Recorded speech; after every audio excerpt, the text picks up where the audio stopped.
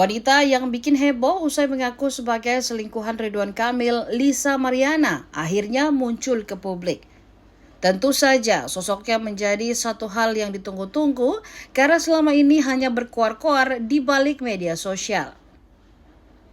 Dan setelah muncul justru memicu berbagai reaksi dari warganet lantaran potretnya jauh berbeda dengan penampilannya di sosial media. Dulu ia dikenal dengan postur tubuh ramping yang ideal untuk profesinya sebagai model majalah dewasa, tapi kini berbeda jauh. Di video yang sudah ramai beredar terlihat Lisa mengenakan atasan blazer dengan dalaman hitam. Ia sedang berada di sebuah klinik kecantikan.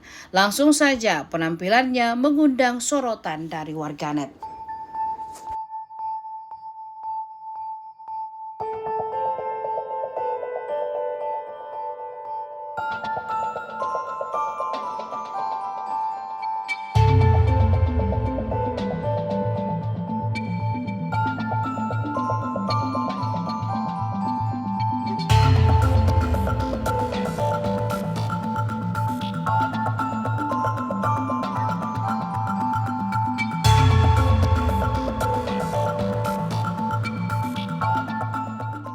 Download Tribun X sekarang, menghadirkan lokal menjadi Indonesia.